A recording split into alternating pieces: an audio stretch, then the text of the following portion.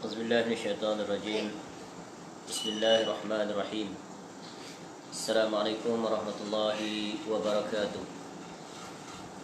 إن الحمد لله نحمده ونستعينه ونستغفره ونعوذ بالله من شرور أنفسنا ومن سيئات أعمالنا. من يهده الله فلا مضل له ومن يضلل فلا هادي له.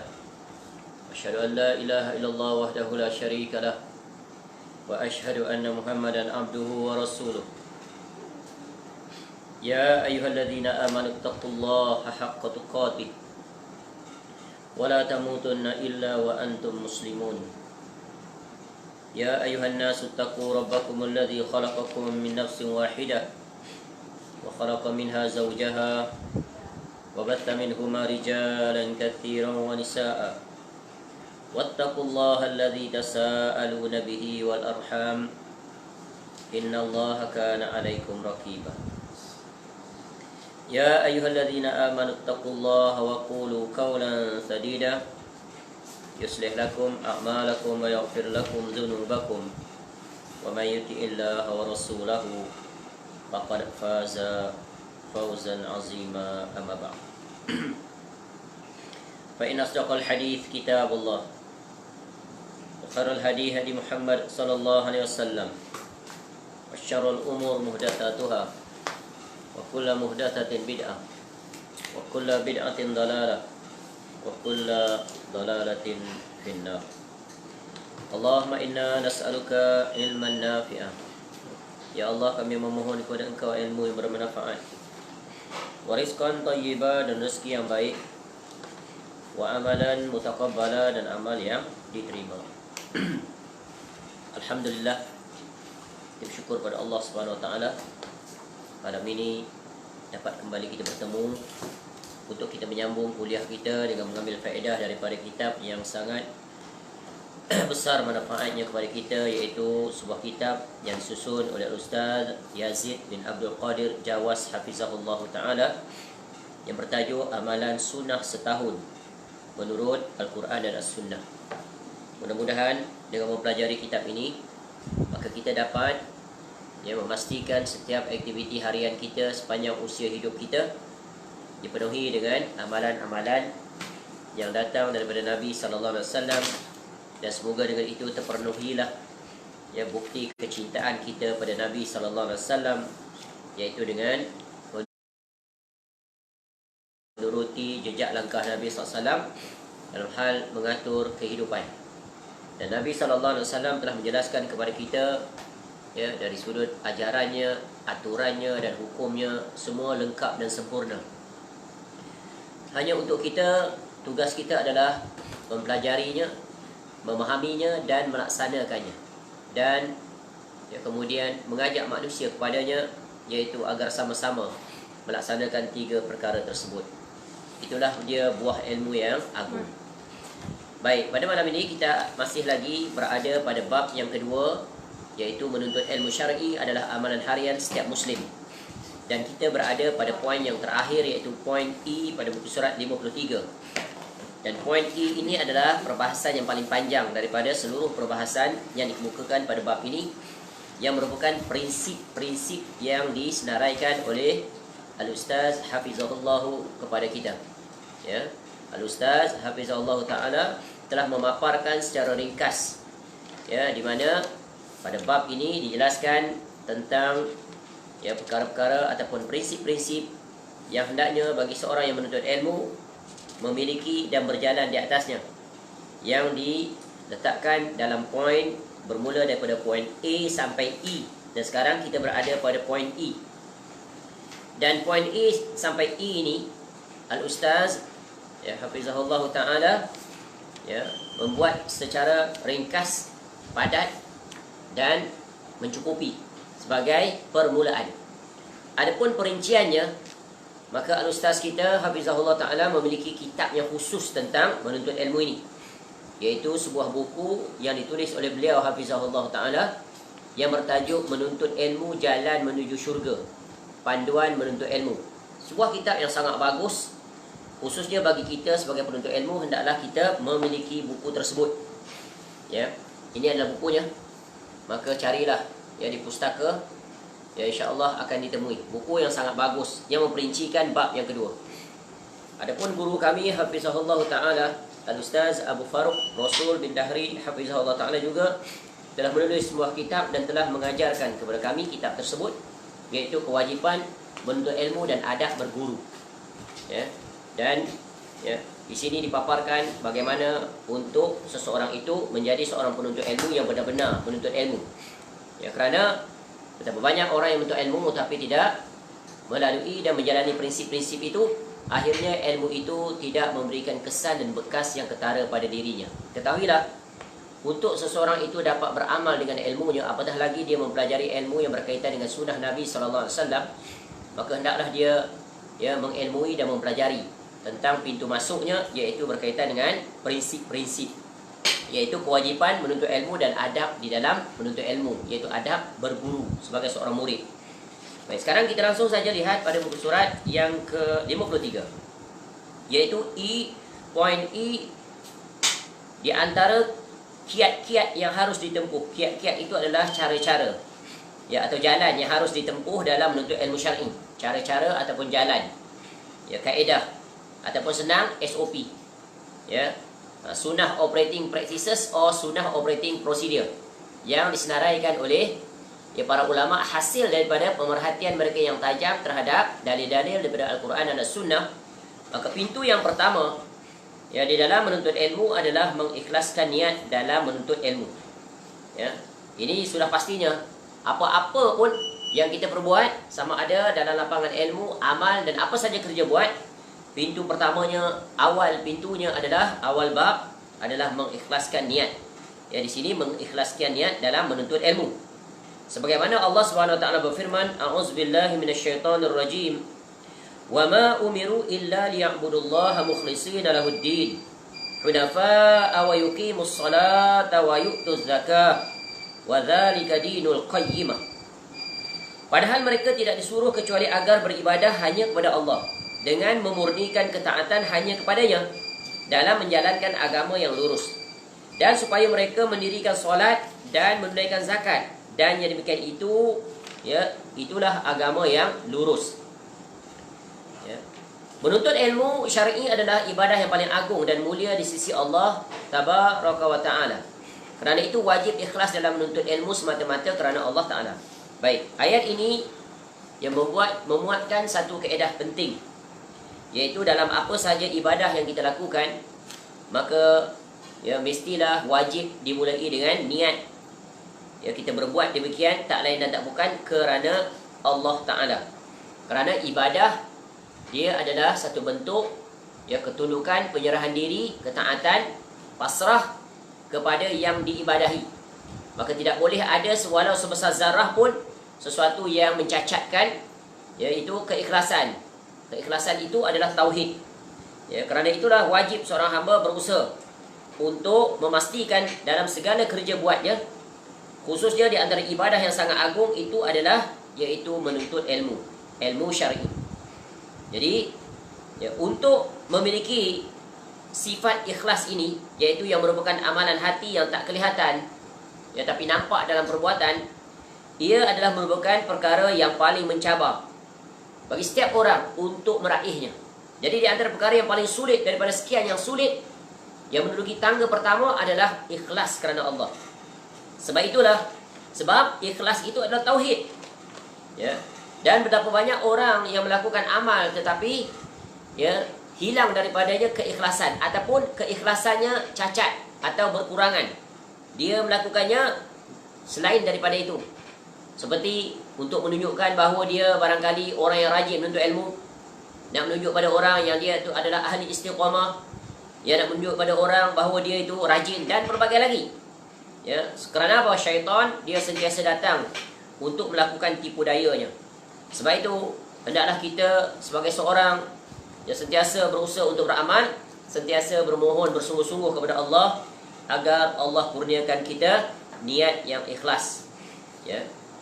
Dan ikhlas ini adalah amalan hati dan yang paling utama daripada sekian banyak amal, dan merupakan amal yang paling agung yang wajib semua orang memilikinya. Ya. Dan keikhlasan merupakan idaman setiap orang yang berjalan menuju Allah Ta'ala. Ya, maqam marhalah yang pertama. Wajib dia lalui pintu itu. Ya. Dan keikhlasan sebagaimana yang telah kita tekankan, dia sangat berkait dengan tauhid.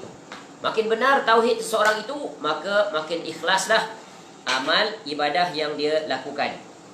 Dan ya, niat, keikhlasan adalah senjata yang paling ampuh yang menghapuskan kesyirikan dan riya. Jadi, ya apa saja yang kita lakukan, hendaklah kita pastikan kita berbuat itu tak lain dan tak bukan kerana Allah Ta'ala.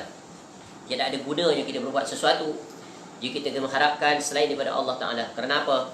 Kerana nanti di negeri akhirat Allah Ta'ala akan perintahkan untuk kita pergi kepada orang yang kita niatkan itu. Ya, sebab itu para ulama dulu, para ulama salaf, mereka sangat berusaha untuk memastikan keikhlasan itu mereka capai. Sehingga dalam amalan-amalan mereka berusaha untuk menyembunyikannya, khususnya amalan-amalan sunat. Ya, berkata Abdullah bin Mubarak rahimahullah, inna awwalal ilmi an-niyah. Ya. Tingkatan yang pertama dalam menuntut ilmu adalah niat. Ya, maka hendaklah kita mengikhlaskan niat. Ada orang dia duduk dalam majlis ilmu kerana terpaksa, terperangkap dalam keadaan. Ya, selesai solat maghrib, tiba-tiba setelah berzikir, ustaz yang nak mengajar terus saja duduk atas meja. Dia baru bagi salam, nak bangun cita-citanya, nak balik. Tapi tengok ustaz dah duduk, malu. Malu pada ustaz, malu pada orang lain. Tak jadi dia duduk. Maka itu adalah dalam keadaan terpaksa. Atau dia duduk dalam majlis ilmu kerana nak mengisi masa. Daripada balik, tidak ada kerja, tiada siapa di rumah, baik aku duduk kat masjid. Menyandar-menyandar, sambil dengar, sambil tidur, sambil lena. Ada orang duduk dalam majlis ilmu kerana untuk mencari-cari poin-poin yang disampaikan oleh ustaz untuk dijadikan modal dia. Modal apa? Untuk dia memfitnah, menyerang, menuduh dan berbagai lagi. Maka setiap orang nanti di negeri akhirat akan diukur amalnya dengan niatnya. Maka baik niatnya, maka baiklah amalnya, maka beruntunglah dia. Baik, sebab itu kita kena niatkan kepada Allah. Kita menuntut ilmu ini mengharapkan wajah Allah, tidak lain daripada itu. Bukan kerana orang, bukan kerana kedua ibu bapa, bukan kerana sesiapa, tetapi tak lain dan tak bukan kerana Allah Ta'ala. Kerana bila begitulah niatnya, maka Allah akan kurniakan kita pahala yang melimpah ruah. Dan Allah redha kepada kita, dan para malaikat mendoakan kebaikan dan rahmat, keampunan untuk kita. Itu adalah syarat utama. Yang kedua adalah hendaknya memohon ilmu yang bermanfaat kepada Allah Ta'ala. Ya, Allah Ta'ala telah memerintahkan Nabi-Nya SAW untuk memohon ilmu dan tambahan ilmu. Menunjukkan itu adalah perkara yang wajib. Kena minta. Kerana apa? Ilmu itu terbagi pada dua. Satu ilmu yang bermanfaat, satu ilmu yang mendatangkan mudarat. Ilmu yang tercela. Ya, kerana kenyataannya ramai orang yang menuntut ilmu, tetapi rupa-rupanya tanpa dia sedar, ilmu yang dia tuntut itu adalah ilmu yang sangat sia-sia. Habis usianya puluhan tahun, tapi di hujungnya satu pun ilmu tu yang tak dapat dia manfaatkan. Ya, sebab itu berhati-hati di dalam menuntut ilmu. Khusus ilmu syar'i. Ada orang menuntut ilmu syar'i bertahun-tahun, tapi apa yang dia raih? Yang dia raih adalah keraguan. Hilang ketenangan jiwa, hanya pandai berbicara. Seperti mempelajari ilmu falsafah, mempelajari ilmu kalam yang tidak mendatangkan manfaat langsung. Padahal para imam semua telah menjelaskan, sepakat mereka itu tercelanya mempelajari ilmu kalam. Tapi mereka bermati-matian, bersungguh-sungguh untuk menghabiskan usia mereka sehingga digelar sebagai pakar ilmu kalam. Padahal ilmu kalam adalah ilmu yang mendatangkan keraguan-raguan terhadap agama, terutamanya terhadap Allah Ta'ala. Baik. Ya, Allah Ta'ala berfirman, wa qur rabbi zidni ilma, dan katakanlah wahai Muhammad sallallahu alaihi wasallam, wahai Rabbku tambahkanlah ilmu kepadaku. Surah Taha, surah yang ke-20 ayat 114. Walaupun sehebat mana pun IQ kita very genius, tetapi hendaklah diingat bahawa yang memberikan kejeniusan kepada kita, kuatnya ingatan, kuatnya pemahaman, itu semua daripada Allah. Jangan terjatuh ke dalam orang yang mengandalkan kecerdasannya tanpa dia perlu bergantung kepada Allah Ta'ala. Sebab itu makin pandai kita, makin bijak kita, makin mudah kita menerima ilmu, makin faham kita, sepatutnya menjadikan kita makin dekat kepada Allah, makin tawaduk, ya, makin merendah diri, ya, kerana semuanya itu adalah ya daripada rahmat, anugerah, kebaikan Allah Ta'ala. Sebab itu kita kena minta, kena pohon, menunjukkan ketergantungan kita kepada Allah Ta'ala. Kerana Allah, dia adalah Al-Alim, dia yang maha mengetahui, maha berilmu. Sedikit saja yang Allah berikan kepada kita. Dan di antara doa yang Rasulullah SAW ucapkan adalah, Allahumma inni as'aluka ilman nafi'ah wa rizqan tayyiba wa amalan mutaqabbala. Ya Allah, aku memohon kepada ilmu yang bermanfaat, rezeki yang halal dan amal yang diterima. Dan kita telah menghidupkan sunnah ini, ya, di setiap kali kita mulai kuliah, setelah kita membaca khutbatul hajah, kemudian kita membaca doa ini, agar dengan doa ini kita meraih 3 perkara yang lebih bernilai daripada dunia dan seisinya. Yang pertama, tengok, Allah minta kita supaya memohon mula-mula sekali. Nikmat yang paling utama adalah ilmu yang bermanfaat. Bukan harta dunia, bukan kekayaan, bukan pangkat, bukan gelar, bukan gaji, bukan rumah besar. Tidak. Ilmu dulu. Ya, kenapa? Kerana kita mengetahui tentang keutamaan ilmu. Apatah lagi ilmu itu adalah ilmu syar'i. Ya, ilmu yang sangat agung. Ya, ilmu yang sehingga manusia ya sanggup bergadai harta benda dan sebagainya untuk meraih ilmu walaupun sebuah hadis. Ya, maka benarlah perkataan ya, Sayyidina Ali bin Abi Talib radhiyallahu anhu. Al-ilmu khairun minal mal.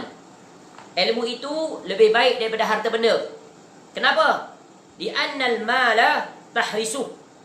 Ya, kerana ya, harta itu engkau kena jaga. Wal ilmu yuhrisuk. Sedangkan ilmu itu yang menjaga engkau. Nampak tak? Harta siapa jaga? Kita. Kita tak mampu jaga, kita suruh siapa jaga? Siapa? Bank jaga. Ya, bank jaga duit kita. Ali bin Abi Thalib. Sayyidina Ali bin Abi Talib. Sebagaimana yang dirakyatkan dalam kitab Jami'ul Bayanil Ilmi. Ya, jilid 1, surat 57. Ya. Wal malu tafnihin nafaqah. Itu adalah keutamaan yang kedua. Harta akan hilang jika dibahagikan. Harta dia berkurang bila dia belanja, betul kan? Ada tak harta bila dia belanja dia bertambah? Kita ada RM10, kita beli ya ikan RM5, baki berapa? RM5. Bukan 15. Bukan bertambah, tak, berkurang. Nampak? Dan benda yang kita tukar itu pun tak kekal. Masuk dalam perut, keluar jadi najis. Sebahagian jadi darah daging. Hilang, gitu saja. Ya. Wal ilmu yazku ala al-infaq. Ya, sedangkan ilmu akan bertambah jika dibahagikan. Kita sampaikan ilmu, berkurang tak yang menyampaikan ilmu? Tak berkurang. Yang bertambah lagi ada. Nampak tak? Itu keutamaan yang kedua. Yang ketiga, wal ilma hakimun wal malu mahkumun alaih. Masya-Allah. Yang ketiga apa? Ilmu itu hakim. Apa maksud hakim? Kita boleh buat keputusan berdasarkan apa? Ilmu. Ni benar ke batil? Ni tauhid ke syirik? Ni sunnah ke bid'ah? Ni ulama rabbani ke ulama usul? Ulama akhirat ke ulama usul? Macam-macam lah. Ya, sedangkan harta itu yang terhukum. Harta tu yang terhukum. Ya, dia halal ke tidak? Ya, dia dihukum. Dia tak boleh hukum. Ilmu dia yang menghukum. Nampak? Ya. Ada lagi. Ya. Mata khuzanul mali wa hum ahya. Masya-Allah. Sedangkan ya, para penyimpan harta sebagai orang mati padahal mereka masih hidup. Ya. Tuh. Wal ma tafdihi an-nafaqah wal ilmu yazku ala infaq. Okey, wal ilma hakimun, saudara. Mata khuzanul mali wa hum ahya. Wal ulama'u baquna ma baqiyad dahr. Sedangkan para ulama ya, mereka sentiasa kekal sepanjang masa walaupun jasadnya dah meninggal. Ilmu dia hidup tak? Hidup sampai sekarang. Pemilik harta hidup tak dia? Tak. Dia dah mati dah, tak dikenal lagi dah. Harta dia barangkali hidup, orang lain yang menikmati. Tu. A'yanuhum mafqudatun wa asaruhum fil qulubi mawjudah. Ya, meskipun mereka telah meninggal, pribadi mereka masih ya, melekat, diingat di hati manusia. Nampak tu? Jadi ini baru berapa saja. Al-Imam Ibnu Qayyim Al-Jauziyah rahimahullah ada karang kitab. Kitab apa? Kitab, ingat kitab berjilid juga. Fawaidil Fawaid. Ya, kitab tu. Jilid yang kedua membahaskan. Dan satu lagi kitab Al-Fawaid. Ya, tentang ilmu, keutamaan. Kalau tak silap disenaraikan lebih daripada 100 keutamaan orang yang berilmu atas orang yang tidak berilmu. Baik. Yang ketiga, bersungguh-sungguh dalam menuntut ilmu dan rindu untuk mendapatkannya. Seorang penuntut ilmu wajib bersungguh-sungguh dalam menuntut ilmu. Seseorang tidak mungkin mendapat ilmu dengan santai, relax-relax. Ya. Apa makna santai ni? Datang kuliah apa pun tak bawa. Bersiap pun tidak. Datang dalam pakaian yang tak mencerminkan ahli ilmu. Ya, nak datang majlis ilmu ni bukan saja dengan kelengkapan, dengan penampilan. Ya, siap berwudu, bersiwak, pakai baju cantik, kemas, sedap mata orang lain memandang, berwangi-wangian. Nampak tu? Itu sunnah semuanya. Sunnah Nabi SAW. Ya, datang awal, sebelum Tok Guru ada, dia dah ada. Dah bagi dia. Ya. Jadi bersungguh-sungguh. Ya. Ada kitab, ada pen, bawa beg. Letak kitab semua sekali. Hormat kitab tu. Ada orang pergi kuliah bawa kitab. Bawa kitab dia. Ni, bawa kitab macam ni ha. Tu, macam ni bawa. Habis berjalan. Ni, bawa kitab macam ni. Ni tak ada adab nama dia. Bawa kitab ni ha. Memuliakan ilmu. Ni kan dalam ni ada Quran, ada hadis. Pegang, tinggikan dia. Kitab. Macam ni je bawa ha. Apa, bergoyang-goyang bagai. Kitab pula krep sini, tercabut sana, tercabut sini. Ya. Buruk kitabnya. Padahal kitab baru lagi. Pegang elok, letak dalam beg. Letak dalam beg, muliakan kitab. Ya, sebab apa? Sebab dalamnya adalah qala Allah wa qala Rasul. Pegang elok, sayang. Tu kitab. Ditulis oleh para ulama. Bukan senang nak tulis kitab ni. Habis usia setahun ke 2 tahun nak tulis. Betul kan? Mencekam mata. Kitab ni telah memudahkan perjalanan kita menuntut ilmu. Sebab tu, kitab dan guru telah memendekkan perjalanan kita menuntut ilmu. Daripada setahun, pada kita jadi sebulan aja. Sebab apa? Semua kitab-kitab tu dah dihimpun oleh syekh kita, masuk dalam kitab ni. Poin-poin penting semua ada kat sini. Kita baca saja. Ya, ni nak beli kitab berapa ni satu? RM70. Allah mahalnya. RM70 mahal. Beli kasut berapa? Beli jam berapa? Beli topi sudu berapa? Beli baju berapa? Tak sayang duit. Beli kitab berkira. Macam mana nak jadi penuntut ilmu ni? Allah musta'an. Seorang penuntut ilmu, dia tak boleh kedekut. Ya, dia mampu, dia wajib berusaha untuk beli kitab. Baik. Rasulullah SAW bersabda, ihris ala ma yanfa' wasta'in billah wa la ta'jas. Bersungguh-sungguhlah untuk mendapatkan apa yang bermanfaat bagimu. Dan mintalah pertolongan kepada Allah dalam segala urusanmu, serta janganlah sekali-kali engkau merasa lemah. Ya, Yahya bin Abi Kathir rahimahullah, seorang tabi'in, meninggal pada tahun 132 Hijrah, berkata, la yustata'ul ilmu birahatil jism. Masya Allah, satu ucapan yang sangat bagus. La yustata'ul ilma. Ya, ilmu tidak akan diperolehi. Ya, birahatil jism. Dengan badan yang rehat. Itu istirahat tu kan? Rehat. Ya, rehat. Duduk, menyandar, kebil-kebil, tulis apa pun tidak. Tidur lagi. Masya Allah, kitab pun tak ada. Tak ada kesungguhan. Macam mana nak buat ilmu? Masa habis 1 jam, setiap hari 1 jam. Ni kalau pertemuan kitab ni mau berapa puluh pertemuan ni? Katakanlah 50 pertemuan. 50 jam. Ibarat duduk daripada lepas subuh sampai ke masuk subuh semula, 24 jam, betul kan? Masya Allah. Dan ini tentu lebih. Sebab kitab ini tebal. Ya, bergantung pada penjelasannya. Masya Allah. Kalam macam apa? La yustata'ul ilmu. La yustata'ul ilmu birahatil jism. Kalam siapa? Tu kalam Yahya bin Abi Kathir. Ya, sebagaimana yang disebut dalam kitab Athar Sahih Imam Muslim ni.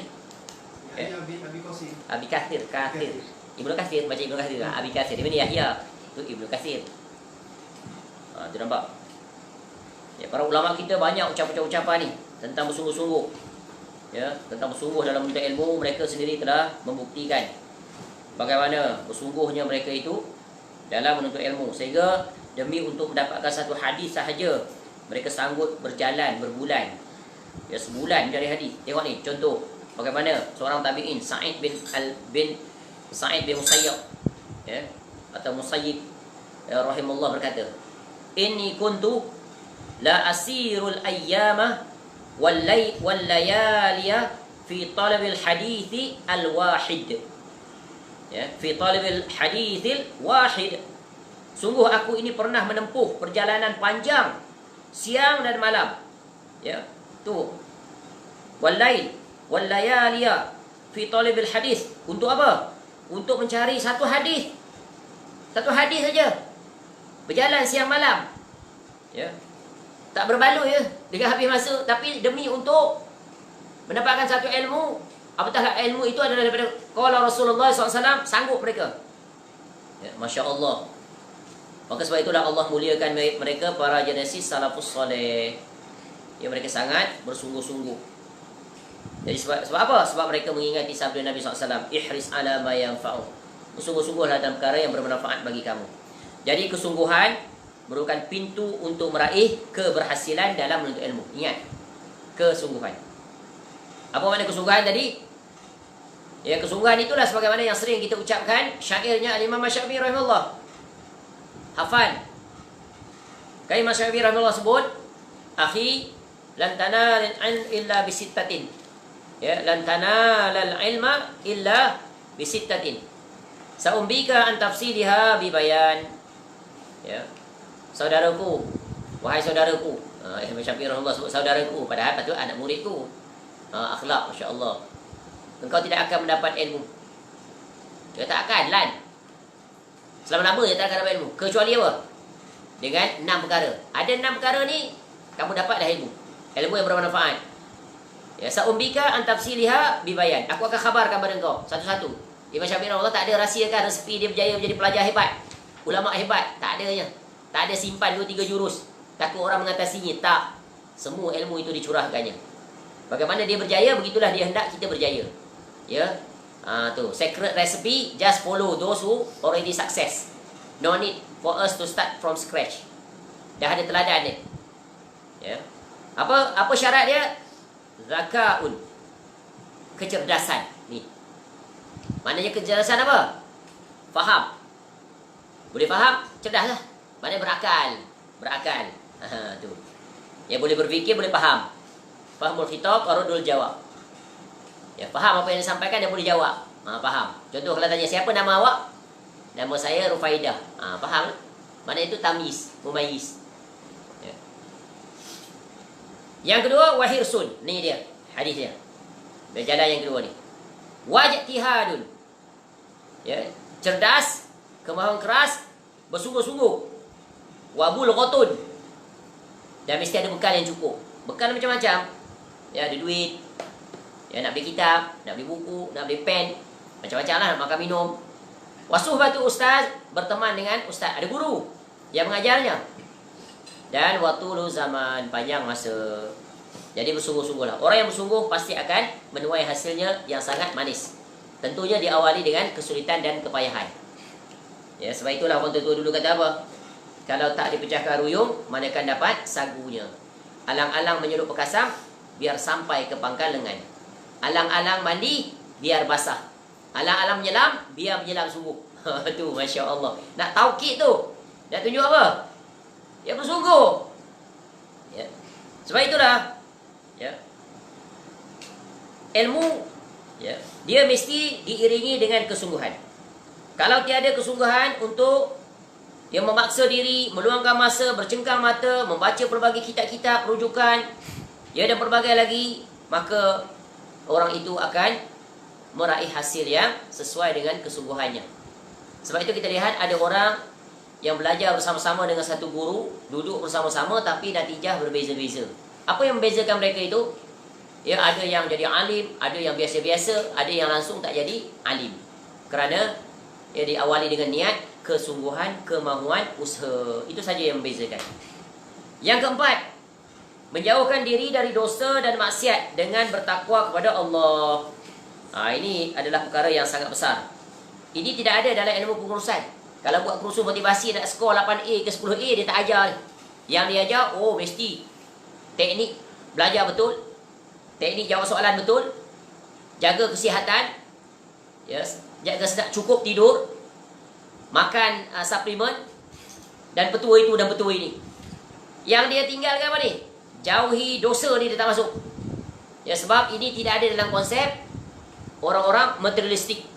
Orang-orang kafir tak ada ni. Yang ada hanya pada Islam. Sebab itu dia menduduki urutan yang paling awal, bukan paling hujung. Tak. Sebab dosa dan maksiat, dia adalah hijab yang menghalang ilmu dapat diserap. Kerana apa? Kerana ilmu adalah cahaya, dan dia berhajat tempat yang bersih. Jadi ilmu bila tempatnya, wadahnya itu kotor, bagaimana akan dapat diterima? Hati. Tempat ilmu itu adalah di hati, di dada. Hati mesti bersih. Tempatnya di akal. Kalau akal sudah rosak dengan pemikiran-pemikiran yang kotor, maksiat, bagaimana dia akan dapat menerima? Sebab kekotoran dan kebersihan dia tak akan dapat bersama, seiringan. Pasti akan saling kalah mengalahkan. Siapa yang kuat, maka dia akan menguasai.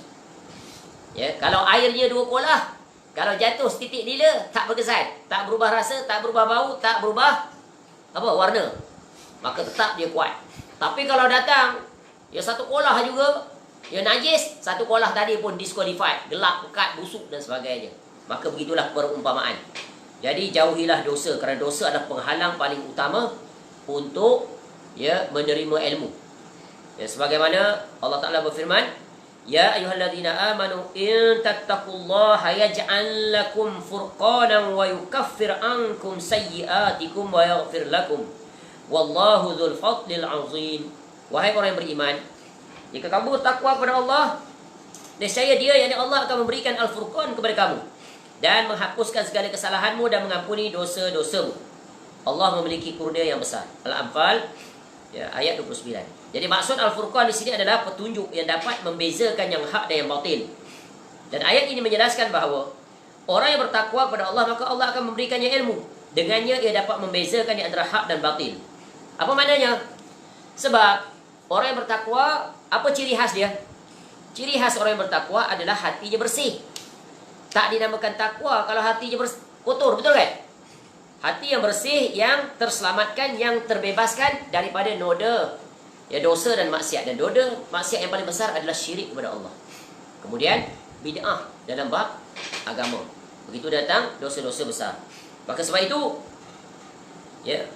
ubat yang paling ampuh untuk orang tua kata terang hati adalah dengan meninggalkan dosa dan maksiat. Walaupun barangkali IQ-nya kurang cerdas, tetapi dengan kecerdasan EQ-nya, emotional intelligence-nya, hatinya, maka Allah berikan hatinya dapat menangkap dan memahami ilmu. Tidak ada waktu itu, barangkali Allah akan bagi nanti kemudian dilewatkan, namun dia tetap mendapat faedahnya. Jadi Al-Ustaz Hafizahullah Ta'ala membawa perkataan Ibnu Mas'ud radhiyallahu an yang meninggal pada tahun 332 Hijrah. Sungguh aku mengetahui bahawa seseorang lupa terhadap ilmu yang pernah diketahuinya dengan sebab dosa yang dilakukannya. Inni la ahsabur rajula yansal ilma kana ya'lamuhu bil khati'ati ya'maluha. Tu. Perkataan Ibnu Mas'ud radhiyallahu an, di antara sekian banyak perkataannya yang merupakan perkataan-perkataan penuh dengan pelajaran, pengajaran dan hikmah. Jadi apa kata Ibnu Mas'ud radhiyallahu an? Inni la ahsabur rajula yansal ilma. Sesungguhnya aku mengetahui bahawa seseorang itu lupa terhadap ilmunya, ilmu yang pernah dia ketahuinya, bil khati'ati ya'maluha, disebabkan oleh dosa yang dia lakukan. Imam Syafi'i rahimahullah memiliki satu syair yang indah tentang dosa. Ni Imam Syafi'i rahimahullah pun bagi tahu pada kita tentang pengalamannya. Satu ketika dia datang bertemu dengan gurunya. Salah seorang guru Imam Syafi'i rahimahullah adalah Al-Imam Waqi' rahimahullah. Dia terkenal gurunya ini. Lalu dia berkata kepada gurunya dalam bentuk syair. Dia buat satu karangan cerita pengalaman dia. Syakautu ila waqi'in su'a hifzi. Ya. Aku mengadu pada Waqi', syakau tu. Mengadu dia ila kepada gurunya Waqi'in.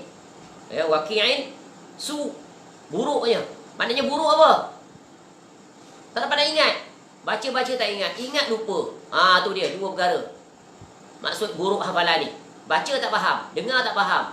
Hafal kemudian tak lekat, hilang begitu saja. Letih. Fa arsyadani ila tarkil ma'asi. Lalu guru dia kata apa? Ia membimbingku agar aku meninggalkan maksiat. Puncanya kenapa kamu tak faham, lupa, tak ingat, adalah disebabkan oleh dosa maksiat. Fa akhbarani bi anna al-ilma nurun. Lalu guru tu kata, tak cukup kata pada Imam Syafi'i tinggalkan maksiat. Lalu dia membimbingku apa? Dia khabarkan kepadaku. Ya, imamnya, gurunya Imam Waqi' mengatakan, ya, ilmu Allah itu adalah cahaya. Ya. Bi annal ilma nurun. Ilmu itu cahaya. Kenapa ilmu dinamakan cahaya? Sebab dia sebagai penyuluh. Ya, macam ibarat malam-malam kita bawa obor api tu, tunjuk jalan ke mana. Ya, malam kita tengok bintang sebagai penunjuk arah nak pergi ke mana. Ya. Wa nurullahi la yuhda li'asi. Dan cahaya Allah tidak akan diberikan kepada pelaku maksiat. Nampak tu? Jadi, kalau kita menghadapi masalah dalam menghafal, mengingat dan berbagai lagi, camkanlah. Puncanya dosa. Tadi kalau bermaksud tu ini la ahsabu rajula yasma bi waqi'ati apa? Macam mana? Ini la ahsabu rajul yang kalamnya ini masuk. Ibnu Mas'ud, sahabat Ibnu Mas'ud radhiyallahu an. Inni la ahsabur rajula yansal ilmah. Yansal ilmah kana ya'lamuhu bil khati'ati ya'maluha. Dia hafal perkataan ni. Bagus. Ya'lamuhu bil khati'ah, khata, kesalahan. Ya'maluha. Dah habis, selesai. Ya. Jadi kalau nak jadi cerdas, kuat hafalan, ingat sampai bila-bila, maka jauhi dosa. Cuba kita tengok orang yang belajar Quran, hafal Quran. Sangat pantang ni, tok guru dia larang ni bagi tengok TV. Punca utama. Habis masa dengan HP, handphone. Hilang Al-Quran. Ya. Hafal hadis, hilang hadisnya. Ya, masya-Allah. Ini dua ilmu yang paling cepat sekali hilang. Ibarat keledai liar, kena tambat. Macam mana nak tambat? Dengan ketakwaan. Rugi sia-sia hidup, habis 5 6 tahun, 7 tahun, 10 tahun hafal Quran, hafal hadis, tiba-tiba ya, dia macam file corrupted, hilang terus. Cannot retrieve, not retrievable. Ya, sia-sia menghafalnya. Sebab itu, jaga maksiat. Jaga mata terutamanya. Dia pergi tempat-tempat maksiat, masuk pasar raya, ronda 10 kali. Ya, tawaf sana, tawaf sini. Tengok YouTube macam-macam cerita dia tengok. Habis. Ruginya manusia seperti itu. Habis usia dalam kesia-siaan. Ya. Nak dapat bukan senang. Nak hilang senang sekali. Betul kaedah tu kan? Ya. Membina sulit, nak menghapuskan, menghancurkan sesaat saja.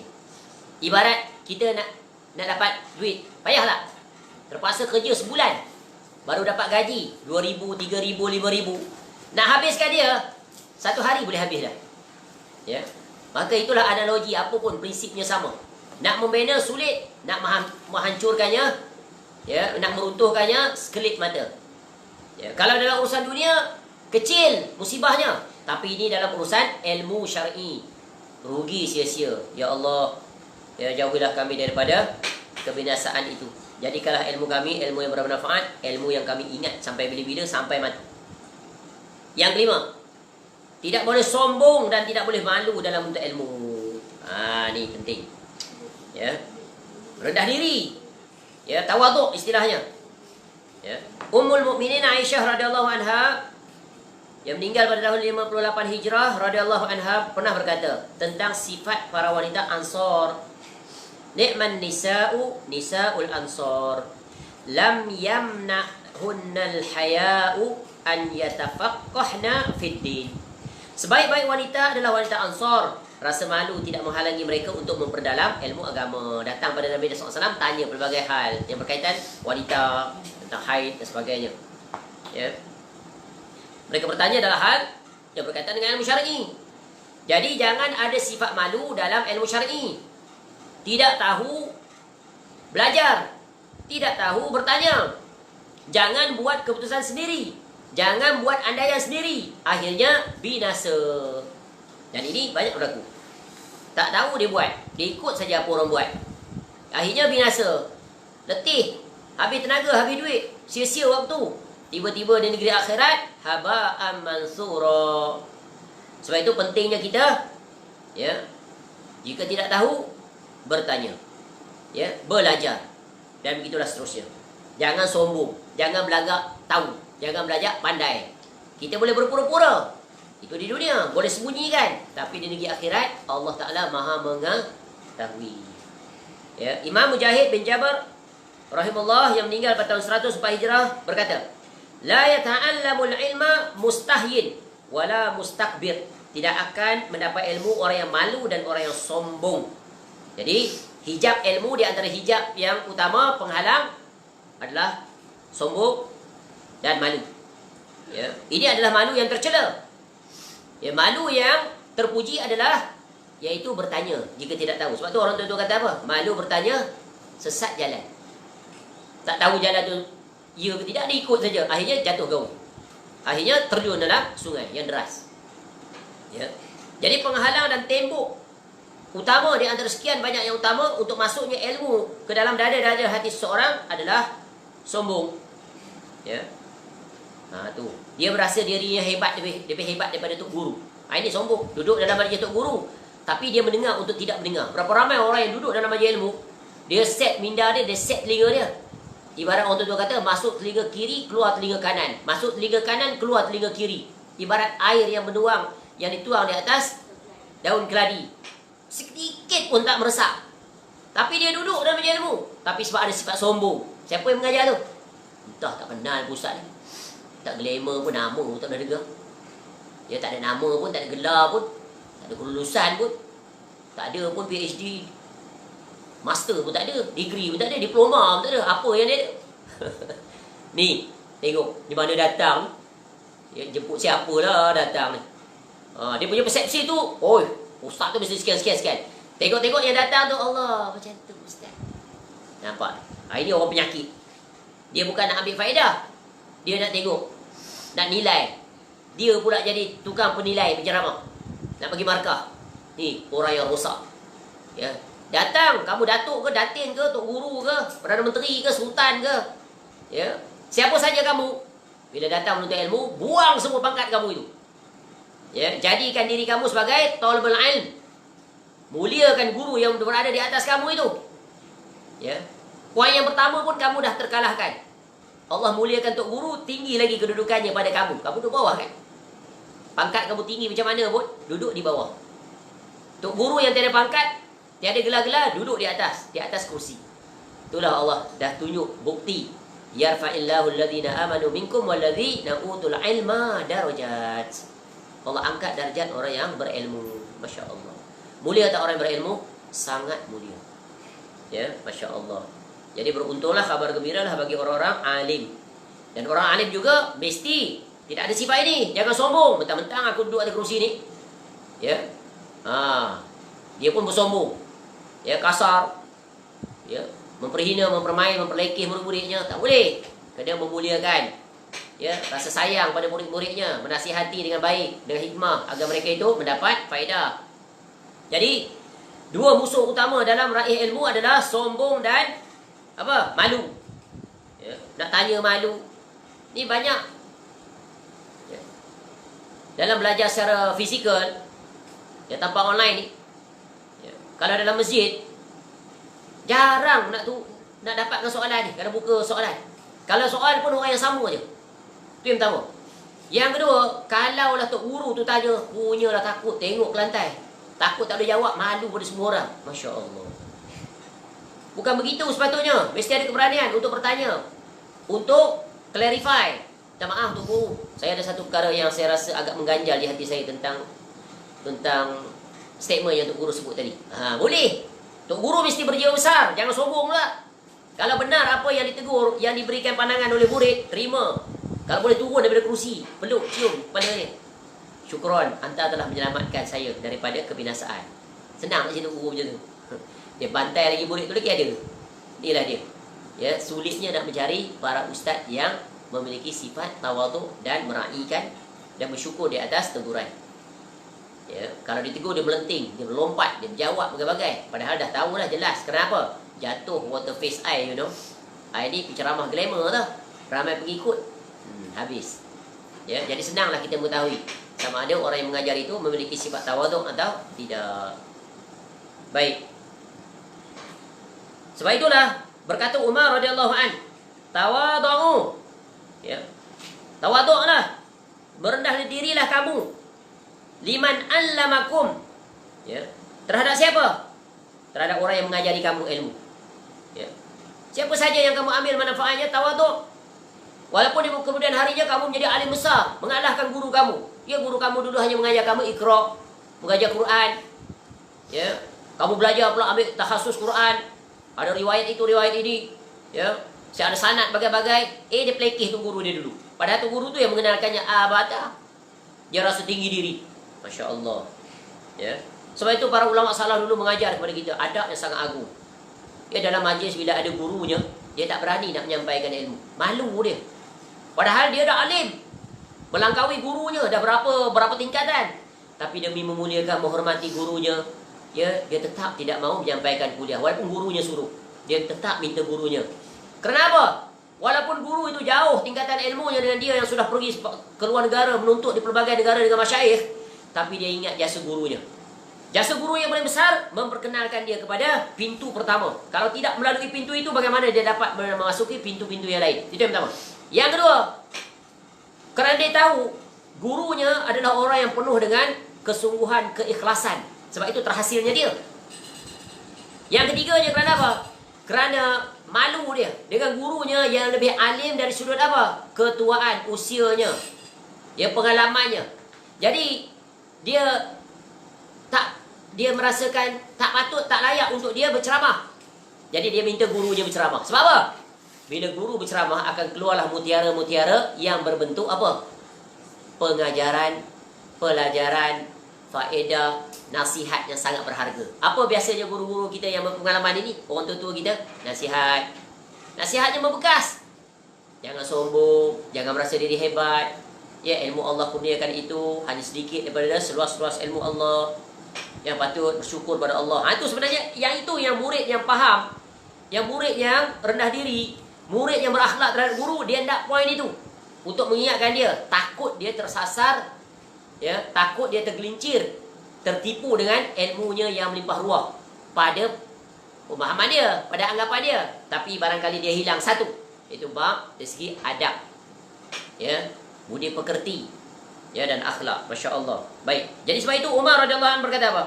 Tawadhu liman allamakum wa tawadhu liman tuallimun. Rendah dirilah kamu kepada orang yang mengajari ilmu pada kamu, dan rendahlah diri pula pada orang-orang yang kamu ajari. Dua-dua. Wala takunu. Dan jangan, ya, kamu menjadi apa? Takunu, jangan kamu menjadi, jangan kamu sampai min jabbaril ulama. Jangan kamu sampai tergolong ahli ilmu yang kasar, sombong, ya, belagak. Ya, ini daripada kitab Al-Adab Asy-Syar'iyyah. Ya, jilid pertama muka surat 243. Masya Allah. Ini sulit, sulit. Nak buang sifat sombong, nak buang sifat malu dalam bentuk ilmu, perkara yang sulit. Ya, meaning that you have to humble yourself. Ya, for those who teach you, because from them you gain the knowledge. Hormati dia. Ya, walaupun guru tu kemudian harinya kita dapati salah, termasuk dalam orang yang mengajarkan bid'ah dan sebagainya, tapi muliakan dia dari sudut ilmu yang kamu raih. Tetap dekat pada dia. Ya, berdialog dengan cara yang baik, memuliakan dia, menyantuninya, dan pelbagai lagi. Ini adab yang besar terhadap guru. Ya. Baik, yang keenam, Mendengarkan baik-baik pelajaran yang disampaikan ustaz, syekh atau guru. Ini penting.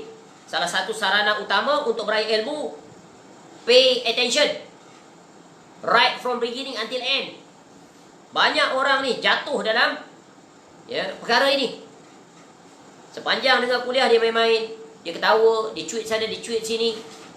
Dia main pen, dia ambil pen, dia pandai main ni Dia pun buat pen macam ni. Ni kan ni. Ni buat macam tu. Dia tak fokus. Jadi kesannya tidak sekarang, kesannya nanti. Hilang keberkahan. Seorang penuntut ilmu syar'i harus berusaha menjadi pendengar yang baik. Be a good listener. Not only listen, pay attention. Not only pay attention, attentive listening, empathic listening. Tu. Kenapa? Dengar, teliti, fahami word by word. Faham. Tu. Sebab itu orang yang lena dalam belajar ilmu, dia tak masuk dalam bab ni. Bagaimana dia akan dapat kefahaman kalau dia tidur? Bagaimana? Sebab tempat belajar ilmu bukan tempat untuk tidur, kecuali memang dia terpaksa tidur. Barangkali malam tadi dia kerja shift malam, mengantuk dia. Tu lain cerita. Ni tak. Kerja pun tidak, apa pun tidak. Tapi tidur juga dia dalam kuliah. Ini syaitan. Hendaklah dia berta'awuz. Baik. Jadi Allah Ta'ala berfirman di sini datangkan fabashir ibad alladzina yastami'una al-qawla fayattabi'una ahsanah. Ulaika alladzina hadahumullah wa ulaika hum ulul albab. Sebab itu sampaikanlah berita gembira itu kepada hamba-hambaku, yaitu mereka yang mendengarkan perkataan. Mendengarkan perkataan lalu mengikuti apa yang paling baik di antaranya. Mereka itulah orang-orang yang diberi petunjuk oleh Allah, dan mereka lah orang-orang yang mempunyai akal sihat. Ni tak sambil dengar kuliah online. Sebenarnya online je lain, sebab boleh buat dua kerjaan. Betul kan? Sambil tok guru mengajar, dia main handphone. Tekan sana, tekan sini, tulis situ, tulis sini. Yang tak ada kaitan dengan majlis ilmu itu. Yang tak ada kaitan. Kalau ada kaitan dengan majlis ilmu tak apa. Tanya soalan ke, ada keraguan di situ, tulis dekat komentar. Boleh. Ni yang tak ada kena-mengena. Apatah lagi yang lebih membinasakan, mengumpat, mengutuk, mengata tok guru, macam-macam. Mengata perkataan-perkataan yang kesat, keji. Buat apa duduk dalam majlis ilmu itu kalau nak mengungkapkan perkataan-perkataan itu? Baik jangan duduk. Ni. Sekarang ni suruh luar biasa, sebab kuliah online-nya boleh buat begitu. Tapi tanggunglah setiap tulisan dan ucapan, ada perhitungannya nanti di negeri akhirat. Kalau nak tulis, tulis yang baik-baik. Tulis yang mendatangkan manfaat. Masya Allah. Ini yang sepatutnya. Jadi mendengar baik-baik. Dan sekarang kaedah bila kita belajar online umpamanya, kita boleh buat 2-3 perkara. Buat catatan, buat tulisan di kitab kita. Begitu juga dalam Facebook tu boleh bagi komentar, tulis. Dia tak mengganggu konsentrasi kita. Syekh Abdul Rahman bin Nasir As-Sa'di rahimahullah berkata, perkataan yang paling baik secara mutlak adalah firman Allah dan sabda Rasulnya sallallahu alaihi wasallam. Jadi mendengar baik-baik. Beri perhatian. Sebab apa? Kalau dengar tak baik, nanti salah faham. Esok dia dakwa, saya dengar guru saya mengajar demikian. Padahal tidak. Guru cakap lain, dia faham lain. Sebab apa? Salah dengar. Sebab tak beri perhatian. Sekarang Allah mudahkan kita. Boleh dengar secara live, kemudian recorded. Boleh dengar pula, ulang balik. Betul ke tadi? Faham aku ni, cek balik semua. Oh, rupanya salah. Rupanya ustaz dia sebut begini. Nampak tak? Allah bagi kita nikmat, boleh dengar 2 kali. Dulu mana boleh? Live sekali tu je lah, habis dah. Umat sekarang Allah mudahkan untuk ilmu, Masya Allah. Tak boleh ikut live, boleh ikut rakaman. Tak boleh ikut rakaman, boleh baca kitab. Masya Allah, banyaknya. Jadi apalah asal. Yang ketujuh, diam ketika pelajaran disampaikan. Tadi dengar, sekarang diam. Allah Ta'ala berfirman, وَإِذَا قُرِئَ الْقُرْآنِ فَاسْتَمِعُوا لَهُ وَأَنصِتُوا لَعَلَّكُمْ تُرْحَمُونَ. Dan apabila dibacakan Al-Quran, maka dengarkanlah dan diamlah agar kamu mendapat rahmat. Surah Al-Araf ayat 204. Diam adalah kunci untuk mendapat kejelasan dan kefahaman. Dan memang dalam komunikasi yang berkesan, yang benar adalah one way. One way, satu pihak bercakap, satu pihak mendengar. Bagaimana akan wujud komunikasi yang berkesan kalau dua-dua bercakap? Siapa yang dengar? Boleh faham? Sebab tu dalam ilmu komunikasi dia ajar 5 perkara. Effective communication.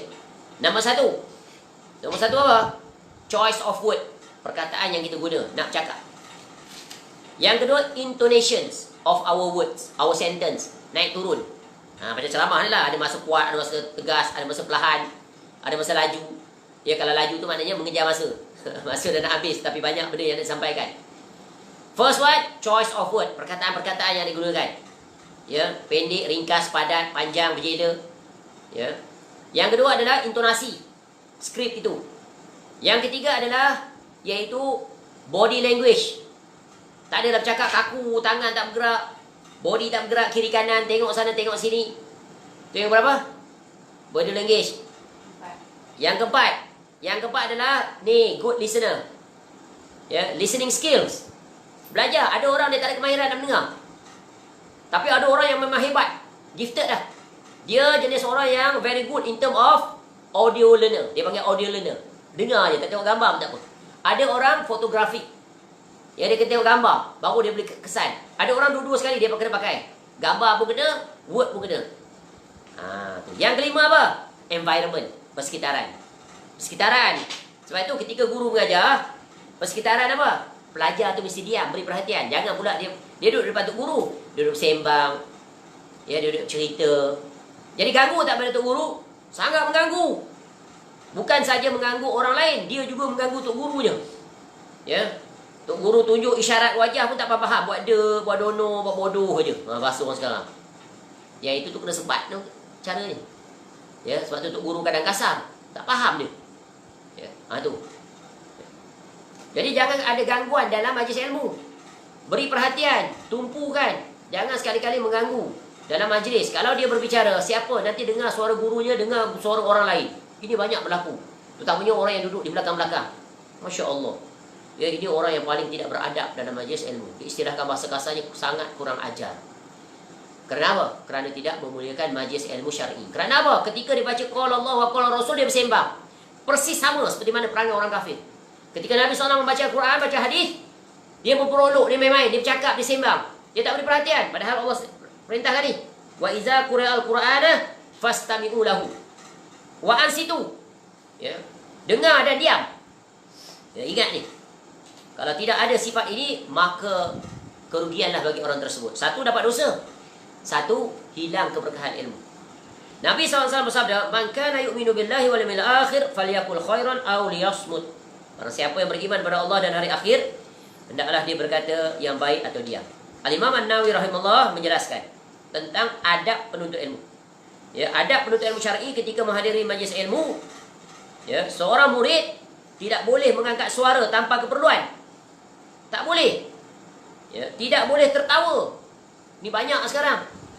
Ya, majlis ketawa dia ketawa, majlis tak ketawa pun dia ketawa. Ya. Tidak boleh banyak bicara tanpa keperluan. Tanpa adanya keperluan yang sangat, bahkan dia harus menghadapkan wajahnya ke arah gurunya. Jadi diam adalah adab yang merupakan tanda bagusnya akhlak seorang pelajar. Diam adalah jalan untuk meraih kefahaman dan jelasnya penjelasan guru. Jadi elakkan sebarang gangguan. Ya, avoid any interference or gangguan. Ya. Interference, gangguan. Kan? Lagi satu, mengelakkan distortions of information. Kita bercakap, guru bercakap, orang dia dengar, tercampur baur di antara perkataan guru dengan kita. Akhirnya salah faham dia. Dia faham ni? Ya. Berbicara, berbuat bising. Ya, terlarang. Ya. Atau disibukkan dengan sesuatu yang tidak mengena dengan ilmu. Merupakan perbuatan yang sia-sia. Dan ini adalah adab yang buruk. Main handphone. Tok guru tengah mengajar, dia duduk main handphone. Duduk chat-chat dengan kawan dia. Duduk WhatsApp. Covid berapa sekarang? 11,000. Teruk betul lah. Apa bedanya? Ketika dalam majlis ilmu duk bincang bab itu. Nanti. Ya. Tapi tidak. Ya, dalam majlis ilmu komen sana, komen sini. Ya. Macam-macam. Tu. Jadi jangan ganggu guru. Jangan ganggu juga orang lain. Tunjukkan sikap. Ya, kalau orang yang berada dalam majlis ilmu tidak diam, bising, bermain-main, maka itu menunjukkan apa? Sikap tidak menghormati guru dan majlis. Bagaimana akan mendapat keberkahan. Ya, gunakan. Ya, contoh kalau kita belajar online, yang mengikuti kursus online, kuliah online, boleh dia tulis, bagi komentar, bagi cadangan, dia buat catatan di situ. Ya, barangkali berkongsi dengan orang lain yang terlepas. Nah, itu tidak ada masalah. Sebab apa? Ada kebaikan. Tapi jangan ditulis perkara-perkara yang tak ada kena-mengena dengan majlis ilmu tersebut. Boleh faham? Jangan ditulis itu. Oi, guru ni baguslah mengajar ni. Oi, excellent lah. Cemerlang lah, superb lah. Tak ada faedah. Tak ada mengena-mengena. Nak puji buat apa guru tu, tak ada faedah. Ya, fokus pada ilmu. Jangan fokus pada guru. Jangan fokus pada murid. Fokus pada perbincangan ilmu itu. Ya, itulah dia tujuan. Ya, Masya Allah. Baik, ini adalah yang ketujuh. Ya, daripada 12. Ya, perkara-perkara penting yang hendaknya kita beri perhatian. Kerana pintu ilmu adalah pintu yang pertama. Ya, untuk kita meraih, di mana Allah akan berikan kita kemudahan untuk kita mengamalkan di samping hal-hal yang wajib. Ya, begitu juga hal-hal yang sunnah yang akan kita pelajari di dalam kitab ini. Ya, semoga bermanfaat. Ya, inilah di antara yang dapat kita sampaikan untuk pertemuan kita yang pertama dalam bahagian I ini, iaitu di antara cara-cara atau jalan-jalan yang harus ditempuh ya bagi kita dalam menuntut ilmu syar'i. Ya, ini merupakan adab. Ini merupakan prosedur yang wajib dilalui oleh setiap orang yang menuntut ilmu. Maka natijahnya kita tidak lihat sekarang, tapi kemudian. Betapa banyak orang yang menuntut ilmu bertahun-tahun, tapi ilmu tidak mendatangkan manfaat, bahkan mendatang mudarat kepadanya. Menuntut ilmu bertahun-tahun, tapi satu ilmu pun tak dapat dimanfaatkan, bukan hanya untuk dirinya, bahkan untuk dikongsikan dengan orang lain pun dia tak mampu. Ini di antara tanda-tanda Allah tarik keberkahan. Kenapa? Kerana telah dia melakukan pelanggaran sewaktu dia menuntut ilmu dulu. Apa pelanggaran yang pertama? Tidak ikhlas kerana Allah. Belajar barangkali terpaksa, barangkali nak sijil, barangkali nak disebut orang, dan pelbagai lagi sebab-sebab yang hanya pemilik dirilah yang mengetahuinya. Semoga Allah Ta'ala menjauhkan kita daripada semua sebab-sebab yang menjauhkan kita daripada keberkahan ilmu. Dan semoga kita dapat mengikuti dan mengamalkan apa yang disebut oleh Ustaz Hafizahullah Ta'ala daripada poin yang pertama sampai poin yang ke-7 pada pertemuan malam ini. InsyaAllah panjang umur, esok kita akan sambung poin yang ke-8 sampai yang terakhir, iaitu poin yang ke-12. Mudah-mudahan dengan berpegang dengan adab 12 adab ini dalam menuntut ilmu, semoga Allah menggunakan ilmu kita, ilmu yang berberkah, ilmu yang bermanfaat, bukan hanya untuk diri kita sendiri, juga bermanfaat untuk orang lain. Maka dengan itu kita dapat meraih nikmat sebenar di dalam menuntut ilmu. Wallahu a'lam. Semoga bermanfaat. Semoga Allah Ta'ala memberikan kita kefaqihan. Allah faqihna fid din wa alimna ta'wil, dan Allah menghimpunkan kita kesemuanya nanti di negeri akhirat bersama dengan Rasulullah sallallahu alaihi wasallam yang mengajarkan kita, yang menyampaikan kepada kita ilmu dan disampaikan oleh para ulama sepanjang zaman. Sampailah kepada al-ustaz kita menyusun buku ini dan mengajar kita untuk mengambil faedah daripadanya dan berjalan.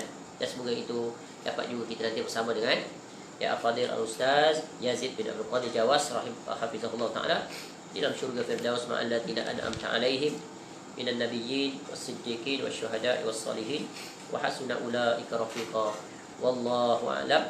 Subhanakallahumma wa bihamdika asyhadu an la ilaha illa anta astaghfiruka wa atubu ilaik.